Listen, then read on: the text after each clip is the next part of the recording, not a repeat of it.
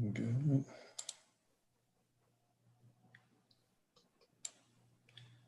Well, I'll get started as more people continue to filter in. Hello, everyone. My name is Bashan. I am part of the event staff with Politics and Prose. I'd like to welcome you to another P&PLive. Before we get started with today's event, a couple quick items just to go over. The first is, if you have any questions you'd like to ask any of our authors, we would ask for you to place them in the Q&A box, which you can find below on the bottom of the screen. Ideally, we put your questions there, not in the chat section, just to help us facilitate the question and answer period, make sure that we can see your question and hopefully get to it.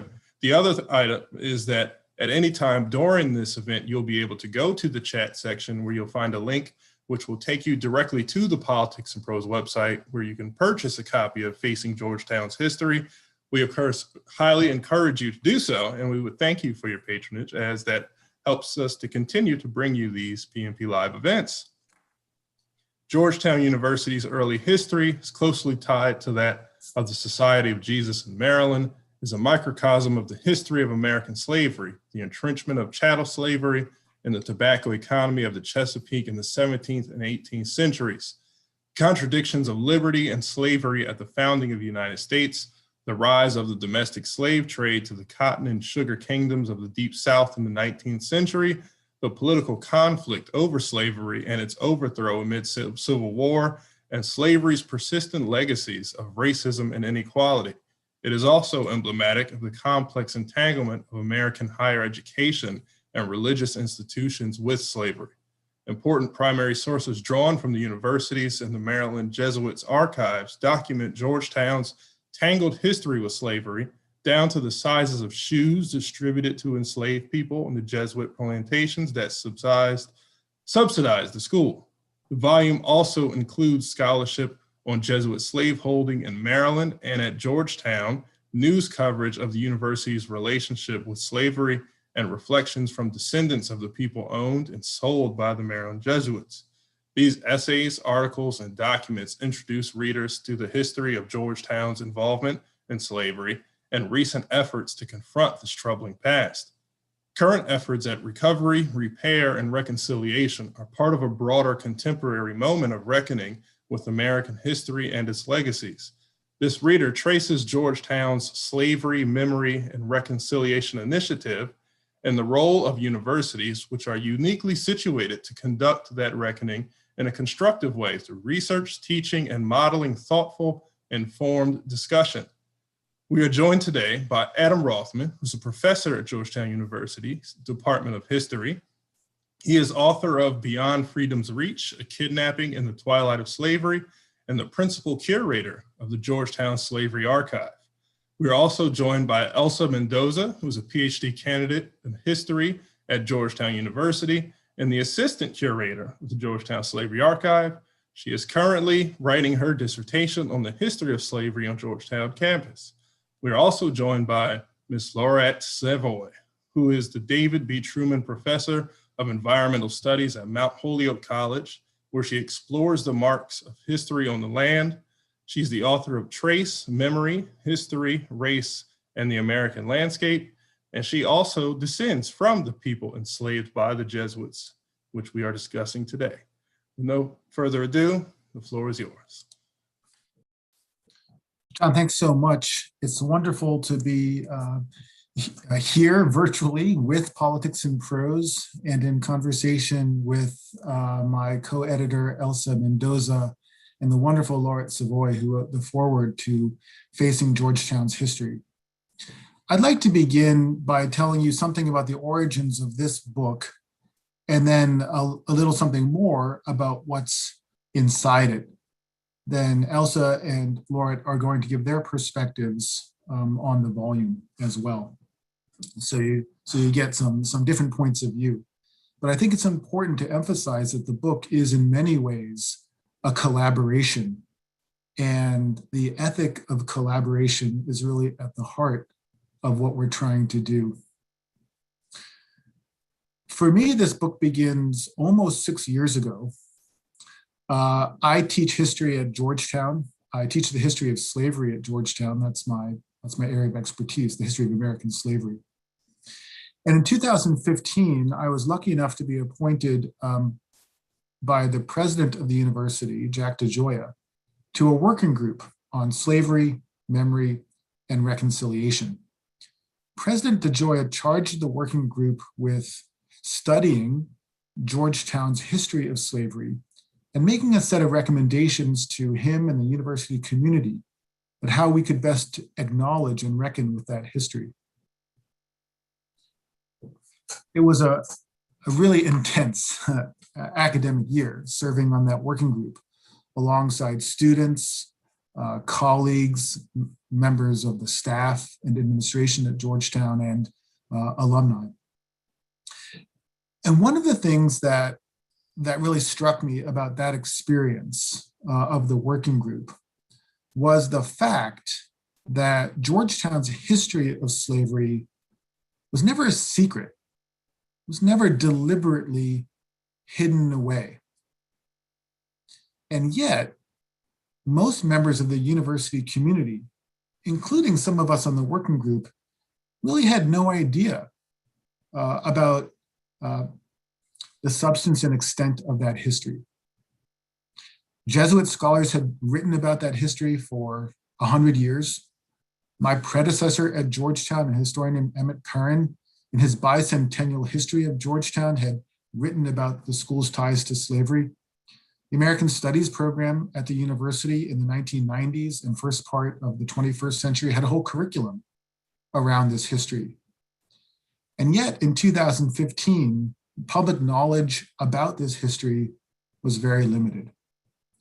So as a historian, somebody who studies this stuff, I took it as a failure of myself and my colleagues, and a failure to make this history better known.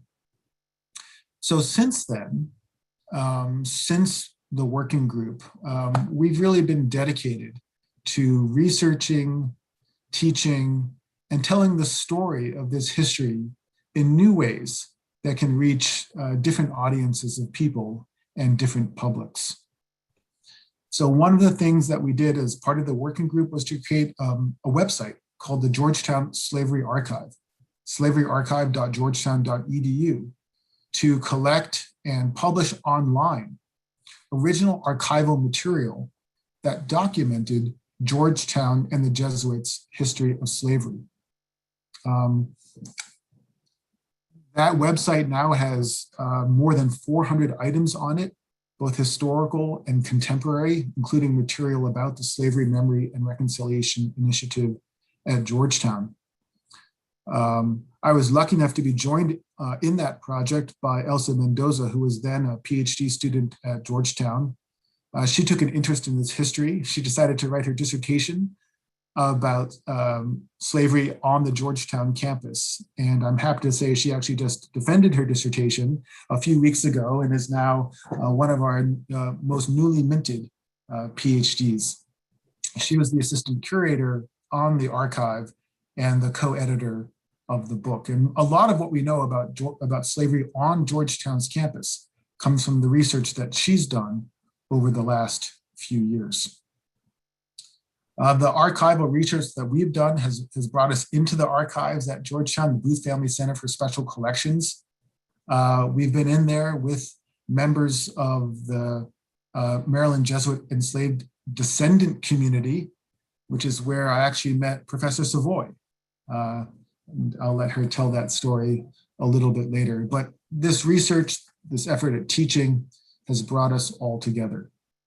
And it brought us to this book. Now, actually, the book is the brainchild of the editor-in-chief of Georgetown University Press, Al Bertrand, who actually sat in on a class I was teaching called Facing Georgetown's History a couple of years ago. And at the end of the semester, he said, that he thought more people should know about the materials that we studied in the class. So he suggested that we compile a reader based on that class and make it available to the public.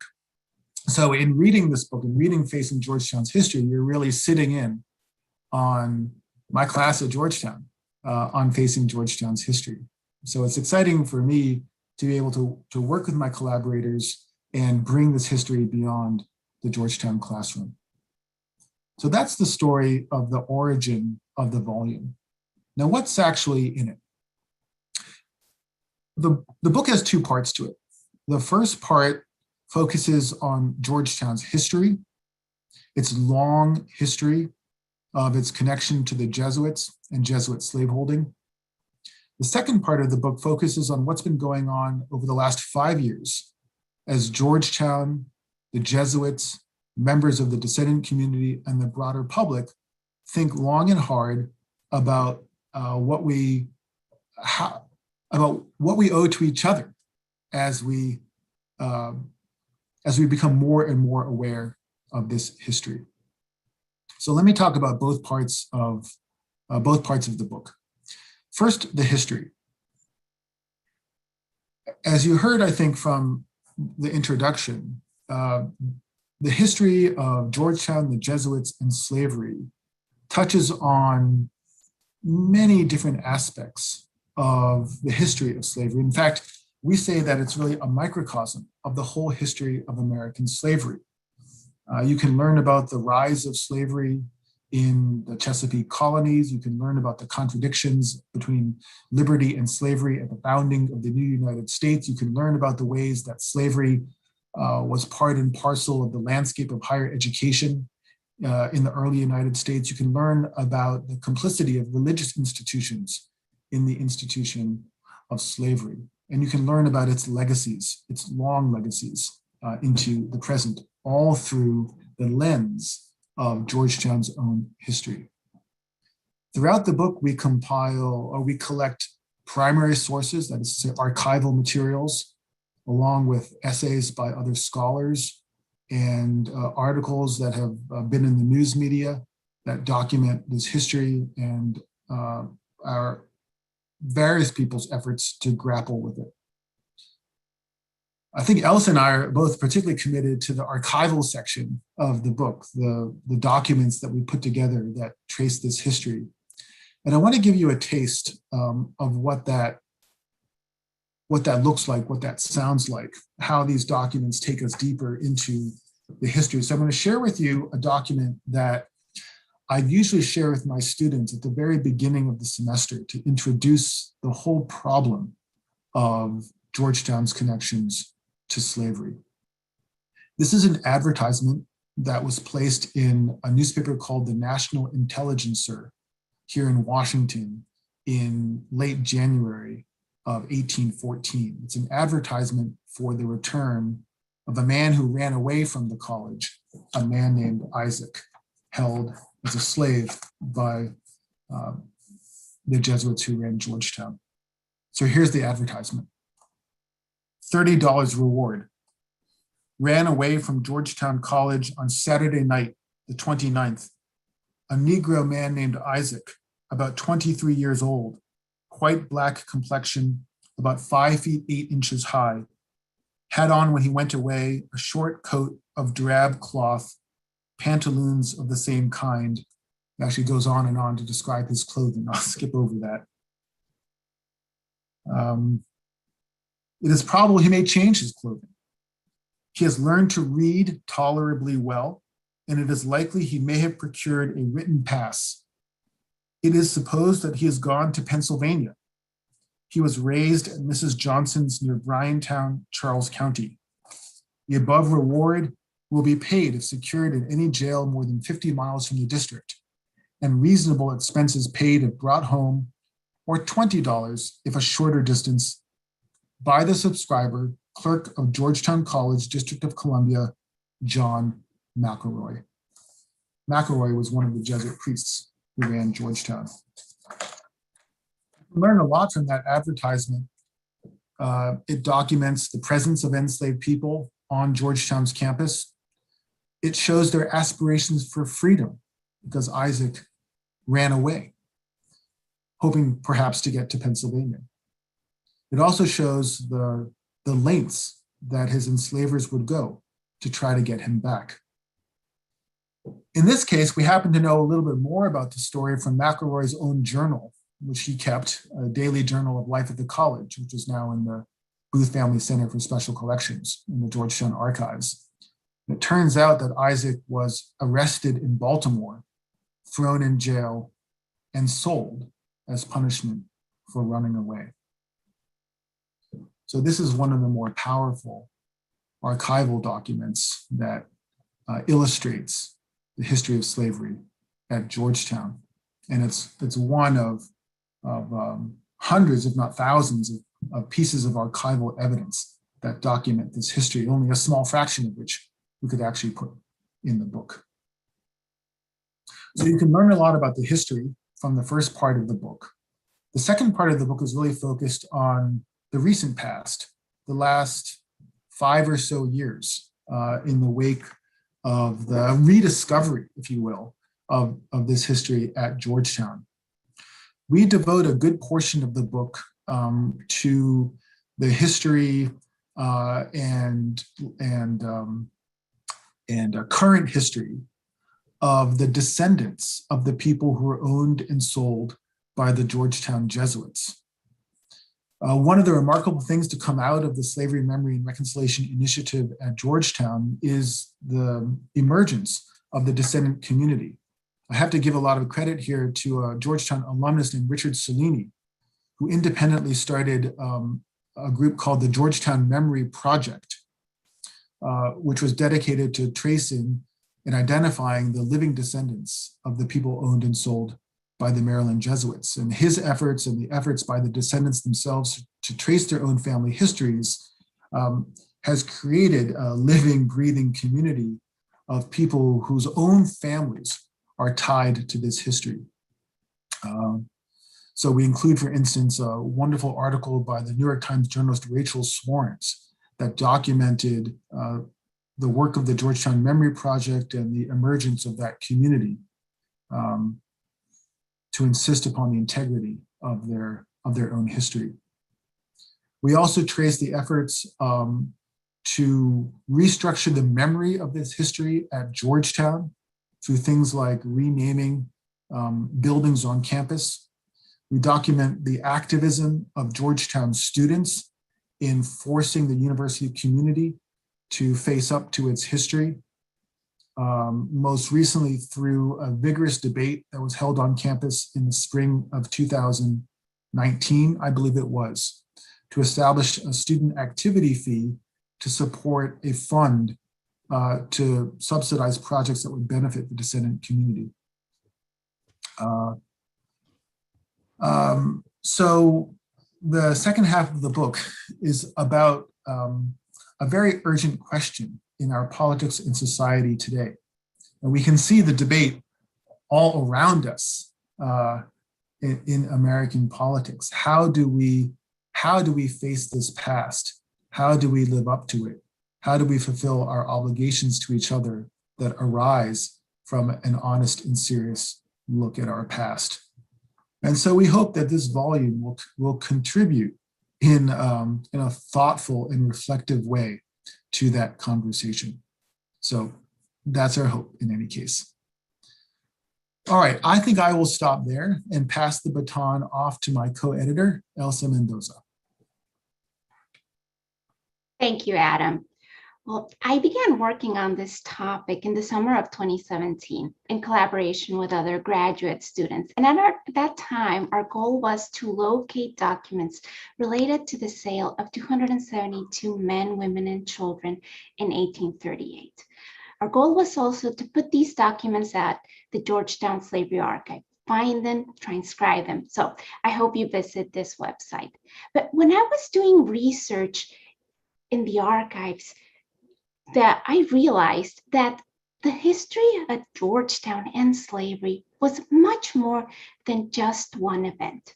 This event is probably what comes more to your mind since it was part of the national news. But after reading account books and letters from priests, I think we all came to realize that the extent of this history is much deeper. And that is one of the ideas that drives the book, to introduce to our readers to the breadth and depth of Georgetown's history with slavery. For example, the first letter that I found in the archive and that I share my experience in finding it in the epilogue of this book was a letter that narrated the beating of a woman named Suki. Suki had been enslaved by the Jesuits at St. Inigo's plantation. And in her old age, she shared with a Jesuit priest that when she was young, she had found a priest self-flagellating, and that upon being discovered, the priest, after being angry with her, gave her a dreadful whipping, in Suki's words, for her curiosity. Now, we know of this event through the eyes of one of Suki's enslavers, but one of the goals that we have, one of the driving forces of this project, is to bring out stories like Suki. Georgetown and the Jesuits' connections to slavery, as I said, were extensive.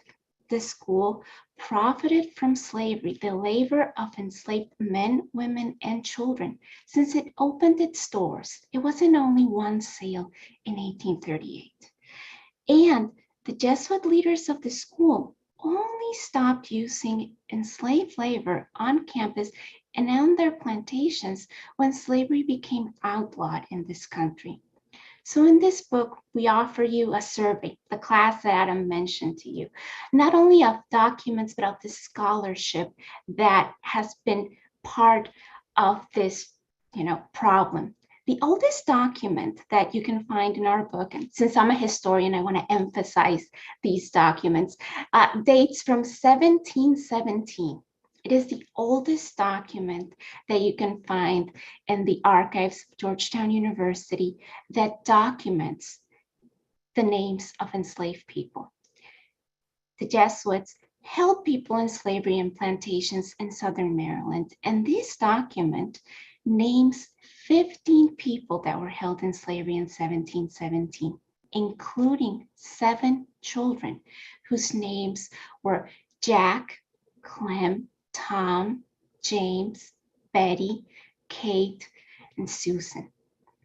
To document the temporal scope of this story, we not only go to 1717, we also include the document, the last man that was enslaved at Georgetown's campus. His name was Aaron Edmondson.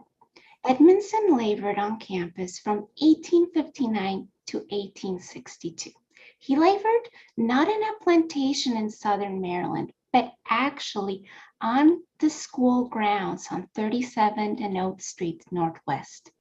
Edmondson was there actually when Union soldiers were on campus.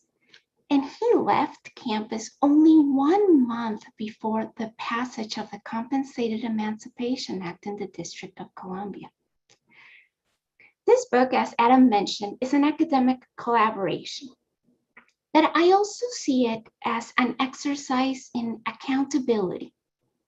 Georgetown's relationship with slavery is deep, just as many universities in the country, and no repair and no reconciliation can exist without an accounting for the past and without recovering the stories of those that were enslaved by the school and its founders. And that is one of our purposes in including all of these documents and the names of many of the people that were enslaved by the Jesuits. Now, if you see our cover, which I believe is truly a beautiful cover, the press, I believe, was able to grasp one of the essences of the book. As you can see, we have the shape of a building, and superimposed over the shape of Healy Hall, which is one of the emblematic buildings of our campus, we have the names of the men, women, and children who were sold by the Jesuits to Louisiana in 1838. Now, the reasons that these names are here is because they are an integral part of Georgetown's history. We cannot understand the development of Georgetown University without bringing out the names of these men, women, and children that have been lying obscured in the archives, I would say, for too long. So this is also an exercise of recovery, and we share with you fragments of the stories of the men, women, and children sold in 1838. And I think frustratingly for us as historians, the direct voices of enslaved men, women, and children are very difficult to access to us. In the case of the Georgetown University archives, there's only one document that we know that was written by an enslaved person, a man named Thomas Brown. We know nothing directly about the experiences of the men, women, and children who lived in slavery and who were sold by the Jesuits.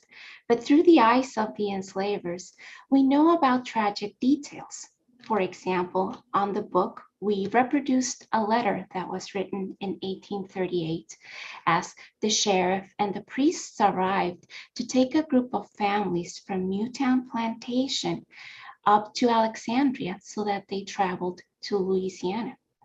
So in this letter, the priest recalls the case of a pregnant woman. This pregnant woman asked in despair, upon realizing that she was about to be sold, what had she done to deserve this?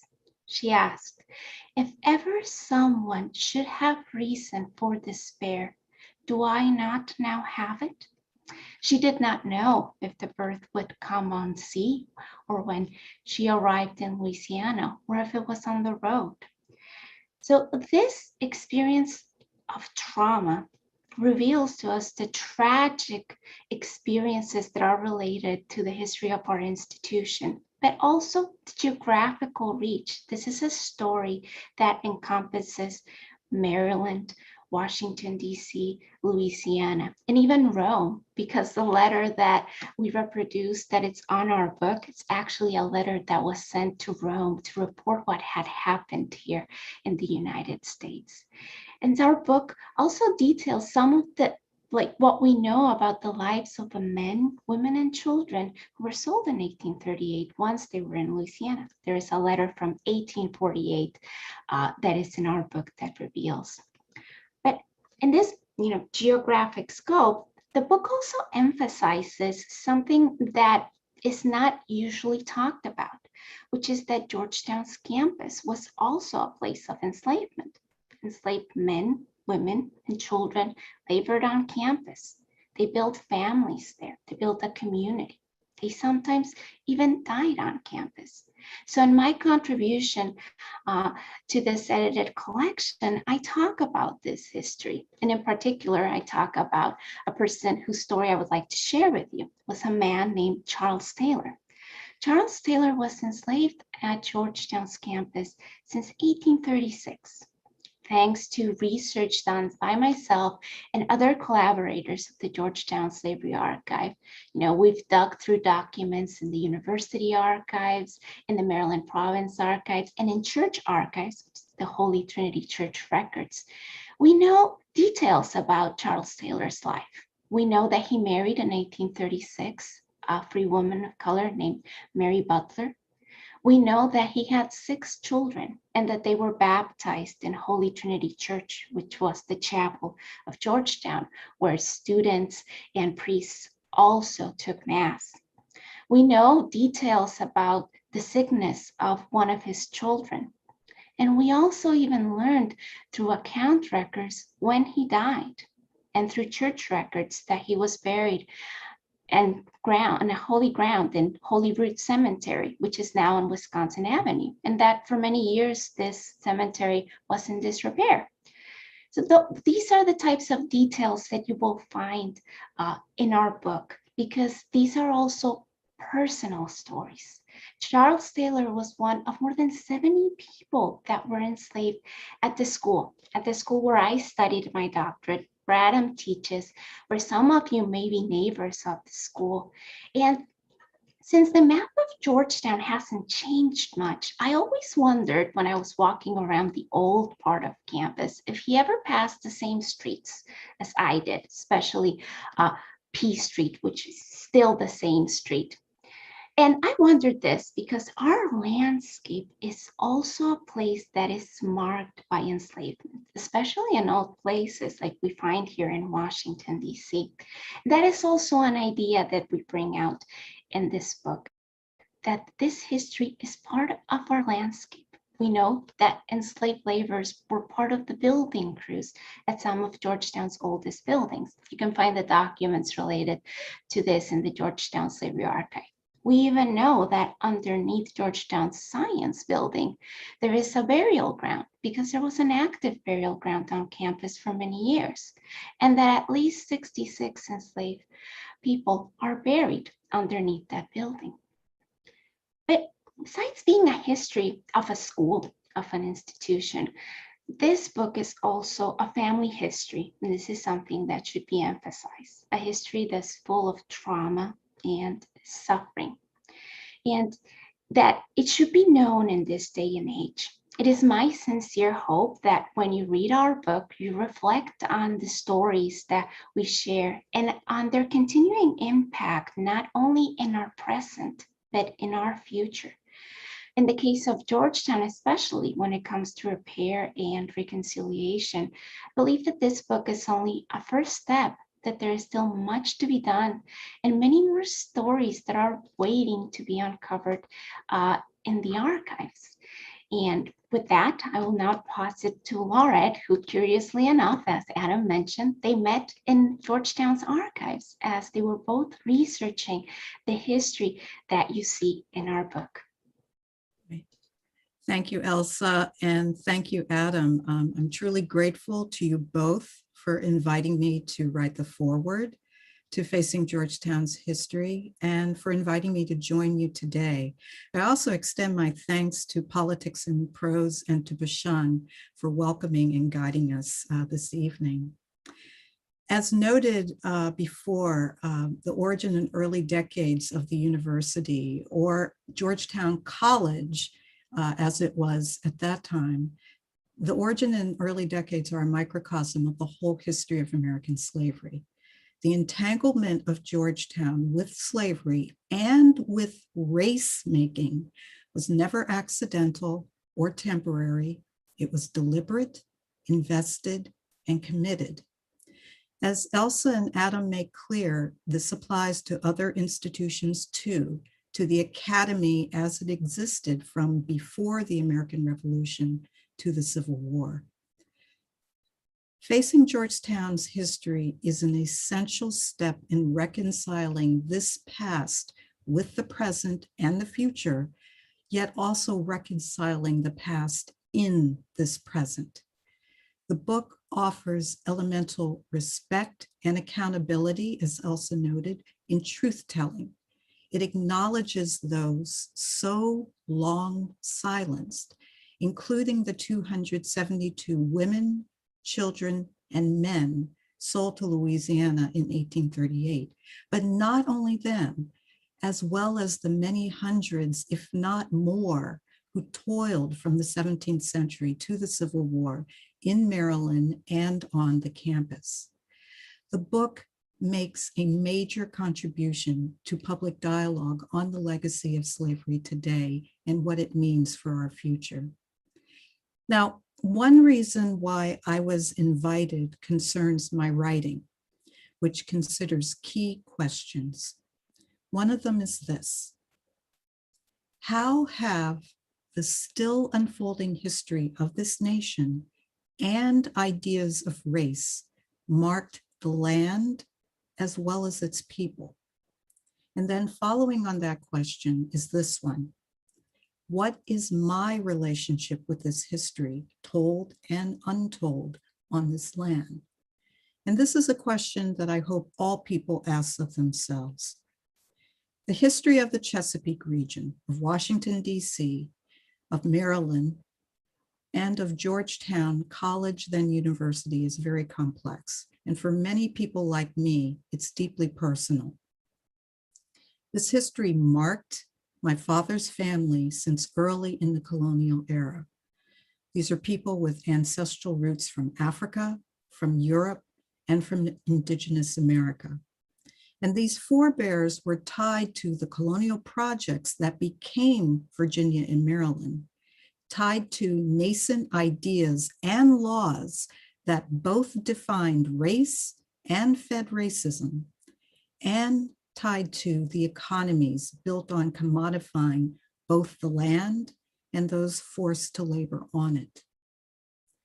Now, Jesuits arrived in colonial Maryland in 1634, and they, as well as other Catholic planters, long took part in its agricultural economy. Many hundreds, if not more, of enslaved people were forced to toil on Maryland estates, generation after generation, to sustain Jesuit Catholic missions. And Georgetown's history, as Adam and Elsa note, is a key part of this.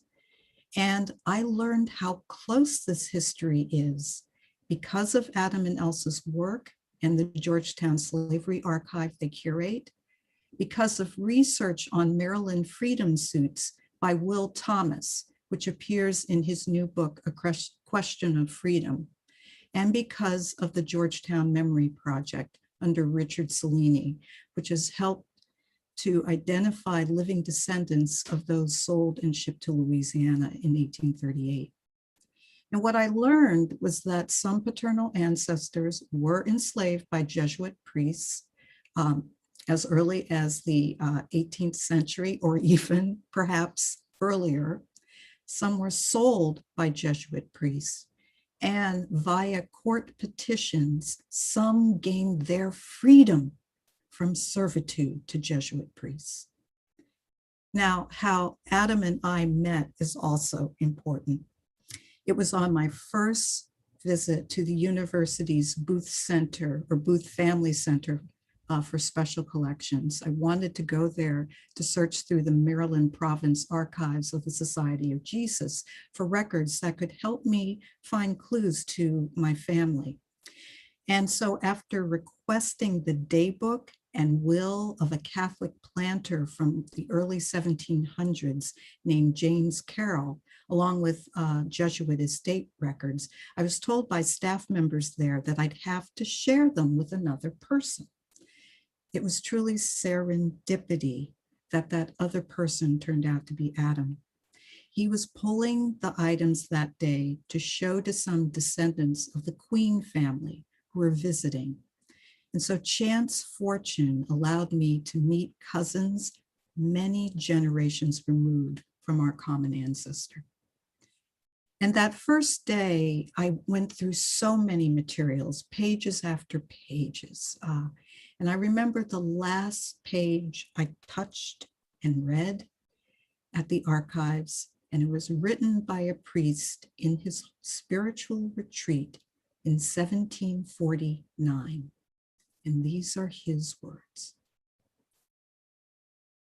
To the greater glory of God, charity to Negroes is due from all, particularly their masters.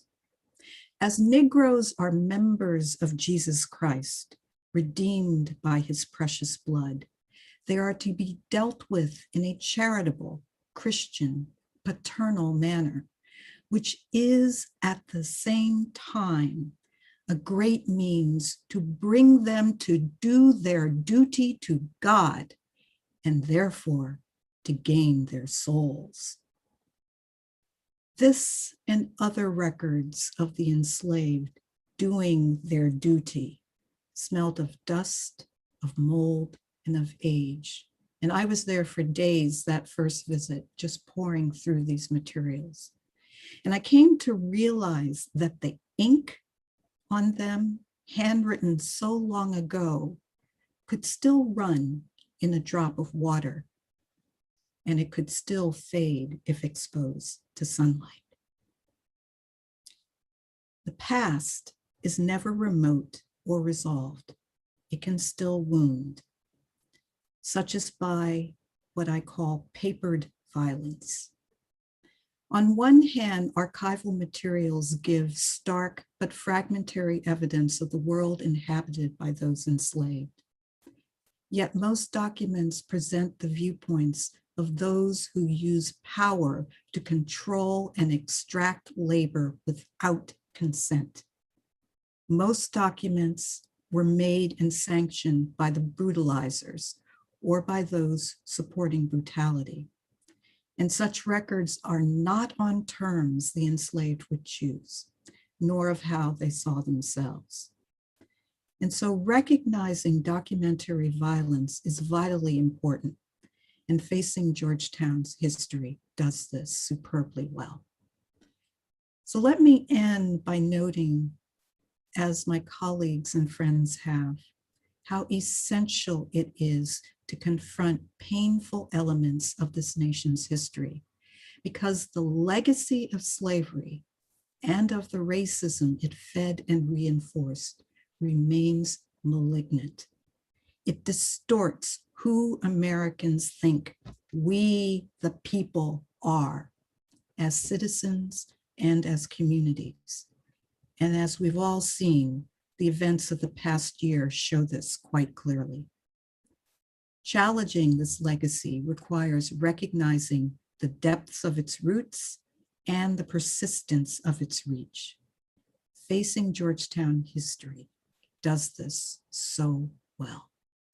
So I thank you, Adam and Elsa, for allowing me to be part of your tremendous project. All right, thank you so much for your words and your contribution to the volume. It really just enriches, it really enriches everything we're trying to do.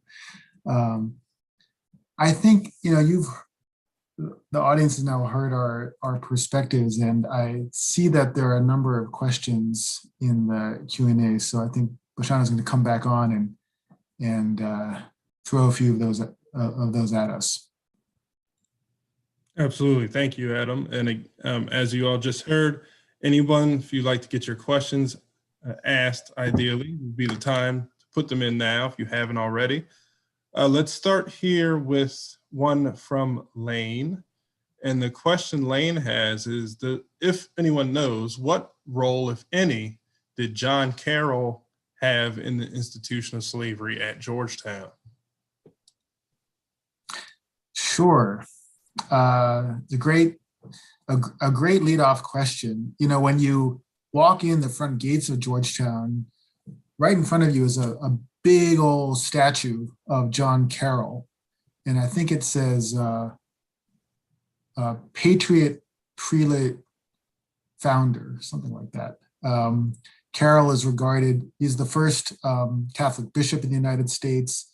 He really was the founder of Georgetown, and he stood really at the apex of the Catholic slave-owning class and the clergy that supported it. Carroll himself, I believe, owned two people during his lifetime. One he sold, the other he manumitted by will upon his death. But beyond that, Carroll was really the head of the structure, the corporate structure that managed the ex-Jesuit plantations in Maryland in the early Republic, as well as the university. So you can find him all over the minutes of something called the Corporation of Roman Catholic Clergy that made the decisions regarding slaveholding on those plantations and the disposition of the profits from the plantations and the sale of slaves, some of which went to the college. So he is actually a really illustrative figure for thinking about the relationship between the college, the plantations, the clergy, and the slave economy of the Jesuits. And it's not a simple story at all, but he really stands at the center of that early history. Yes, I would add that as Archbishop, John Carroll was also personally in charge of a plantation called Bohemia Plantation, which had around 20 enslaved people in the 1790s and early 1800s. And from that plantation, John Carroll sent funds constantly to Georgetown University. So he wasn't only individual that was integral to the foundation of the school, but his relationship to slavery, in particular with his relationship to Bohemia Plantation, was integral to the maintenance of the school for its first years. Thank you. Elsa and Adam, you said it well. All right, so next question we have here is from Elizabeth. She says, well, first, thank you. And also, did any of you, the authors, reach out to other countries? I guess I'll also add in there, possibly just research other countries regarding their process of reconciling and showing redemption to, in this case, we're talking about formerly enslaved people. And of course, she references South Africa, such as what they did with the apartheid, I would assume. Actually, in 2015, 2016, one of the events that the Working Group on Slavery, Memory, and Reconciliation held at Georgetown included somebody who had been part of the South African Truth and Reconciliation Commission. And he gave his perspective on the origin, intent, and legacies of what that commission had done in South Africa. So from a pretty early point, we were trying to think about Georgetown's own obligations towards reconciliation in a broader international context with models like what took place in South Africa. I think the other point I want to make is that at Georgetown, in any case, a lot of what's gone on at the university in terms of memory and reconciliation has taken place in a Catholic tradition. So even the idea of reconciliation comes from Catholic theology and ritual. And of course, that's a global institution right there. So I think some of us have been trying to think about this in an international way, using models of reconciliation and reparation from around the world. And I would add that I have colleagues at Georgetown, for instance, in the government department, who look at issues of transitional justice across the globe in their classes. So, which is an example of how faculty in a lot of different disciplines at the university is taking this history and incorporating it into the way they teach whatever it is that they do teach.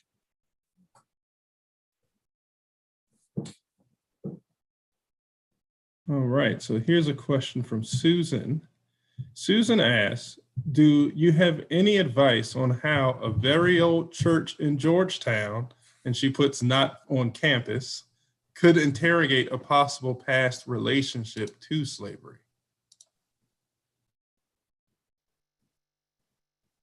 Well, archival research is essential, and we can talk more about this because I'm fascinated by the whole that not on campus.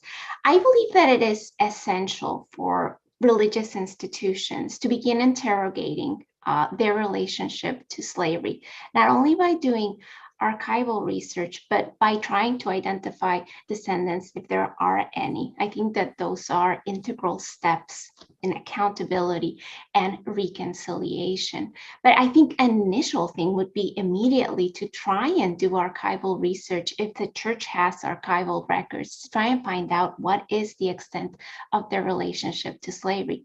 And also to consider that sometimes institutions benefited from slavery without necessarily owning enslaved people. They might have rented enslaved laborers. So there are multiple ways in which you can interrogate the problem of how did an institution benefit from slavery.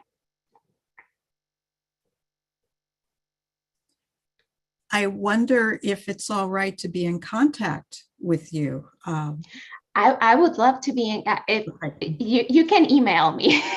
All right.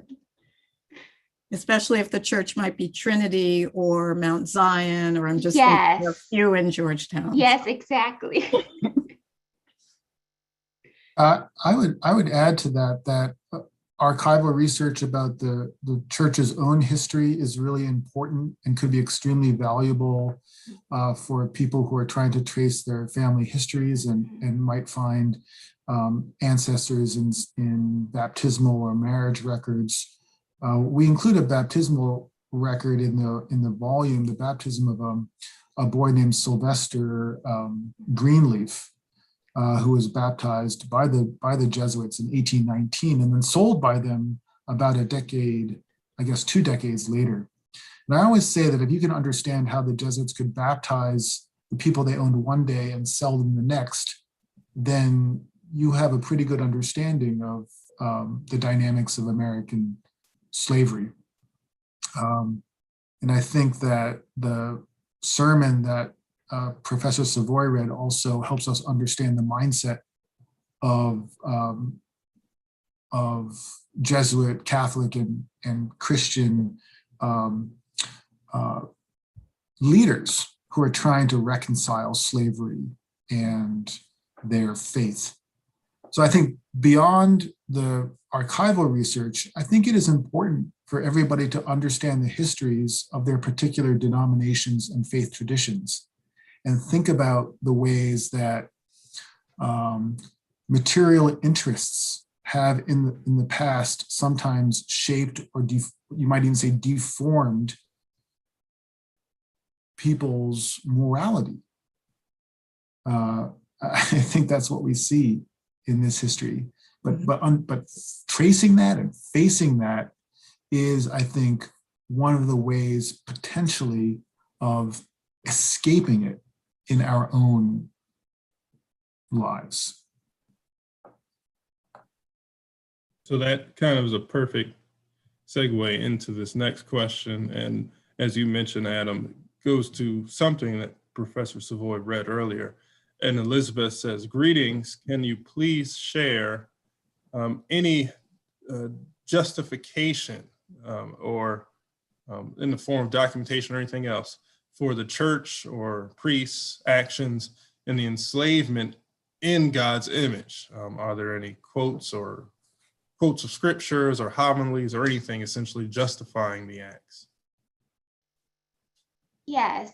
So we don't include them in the book. In the Georgetown Slavery Archive, you can find multiple ways in which Jesuit priests and Jesuit brothers justified enslavement using religion, particularly the Old Testament and the Curse of Ham. If Joseph Moberly, who was a Jesuit brother, for example, wrote in his diary like a full explanation of how was it that slavery was according to reason and slavery was according to God. We also know of homilies that were given at the time that talked about enslavement. We haven't really been able to find many sermons that deal with enslavement, but we do know the religious justifications that they used, and you can find them online at the Georgetown Slavery Archive, because they are really an interesting window on how these priests used religion and their ideas on God to justify something that was unjustifiable.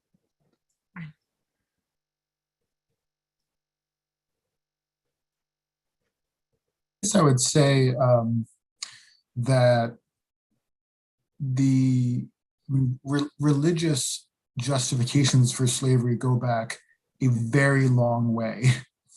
And the ancient justifications for slavery are reinvented and elaborated in the early modern period as Europeans spread across the world. And the Jesuits are, in fact, a terrific example and illustration of that. But the fundamental argument was always that slavery itself was a Christianizing institution, right, that it brought non-Christians into Christianity and therefore saved their souls, gave them that kind of spiritual benefit, whatever it did to their bodies. And the Jesuits articulated this over and over again. One of the consequences of that was that some religious slave owners that imposed certain obligations on slave owners who considered themselves religious and Christian, to baptize their slaves, to treat their slaves in a certain way, to allow them access to the sacraments and things like that, which is why you see enslaved people being included in Holy Trinity, in the congregation at Holy Trinity Church, in the baptismal records and marriage records. So a very complicated relationship develops because of that ethic. And the ultimate irony is that the people owned and sold by the Jesuits, some of them, become some of the most devout Catholics in America, in the world. And some of their descendants to this very day are incredibly devout Catholics.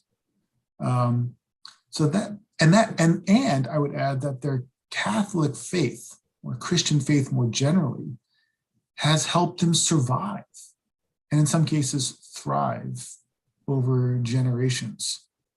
Now, there is a power in that history that is kind of awesome to behold. It's something I've learned about myself over the last 5 years, and it's a remarkable story. All right, and I think we have time for one last question here, and this one is from Terry. Terry says, since Maryland was founded on the principle of religious freedom, and according to our Constitution, freedom for all, how do the Jesuits reconcile their actions today? And then he adds, as a Catholic who looked up to the Jesuits, I am devastated and disturbed at how long these Jesuits treated these slaves. Well, another ongoing story.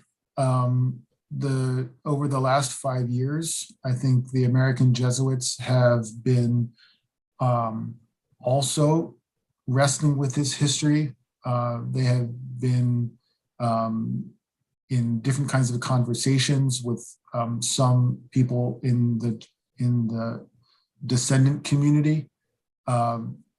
The head of the North American Jesuits, Father Tim Kosicki, in a ceremony at Georgetown in 2017, issued a public apology for the society's participation in slavery and enslavement. Recently, the Jesuits announced their support for an organization called the Descendants. I'm going to get the title, the name of it wrong, but the Descendants Truth and Reconciliation Foundation. And so they have pledged to support a foundation that will advance the idea of racial reconciliation and also provide scholarships for, I believe, members of the descendant community. Those are some of the things the Jesuits have been doing recently to try to confront this history and atone for it. It's up to readers of the volume will get a sense of the process that has been going on and can make up their own minds about whether or not you think what the Jesuits have done is sincere and authentic and sufficient. Yes, I would also add that it's an ongoing process. And in the case of the Jesuits of the central and southern province of the United States, they also finance genealogical research, trying to find the people that were enslaved by the Jesuits in the area of Missouri, in Louisiana, in Kentucky. And they've also trying to find what are their links to other Jesuits from France that also enslaved people. So this is an ongoing process in which the Jesuits not have only helped start this foundation, but have also aided in the research. And another way, and I think that the process of reconciliation is ongoing, is that they're actually giving us access to these documents, because that is also an issue. You can now find these documents at the Georgetown Slavery Archive. We have reproduced documents from the Jesuit Roman archives in our book. And there's also genealogical research on their website that they make readily available online. But it's, I think, an ongoing process that I don't know how long it will take, but I think that this issue is going to be part of the Jesuits' future for a long time.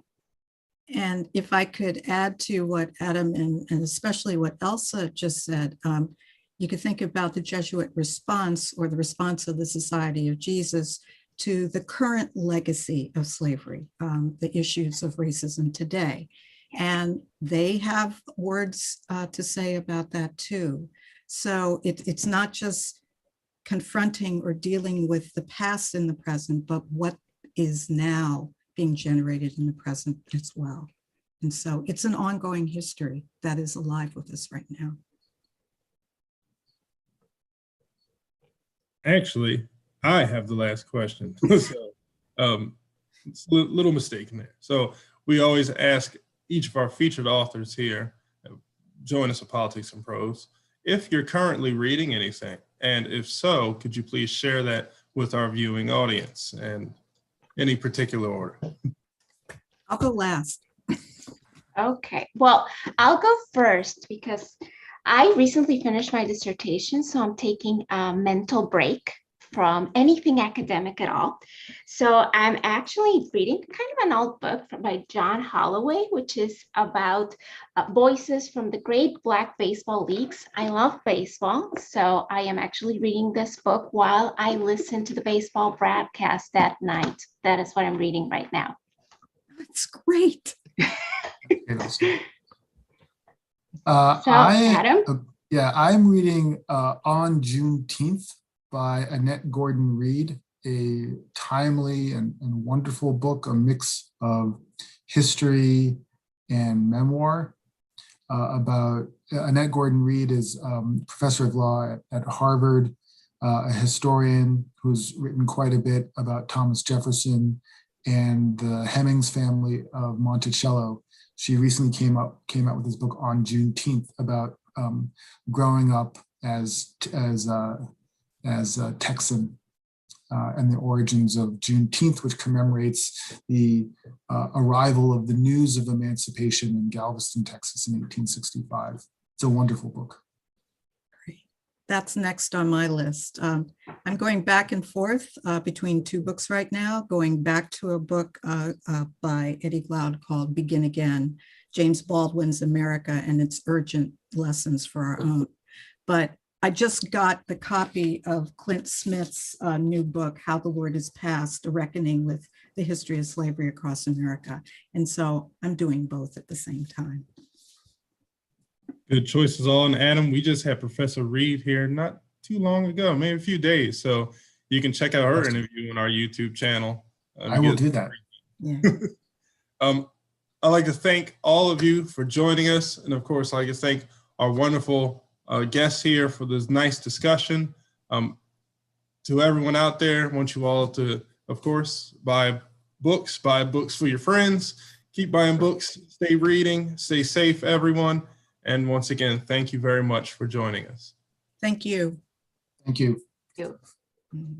Have a nice evening, everyone. You too.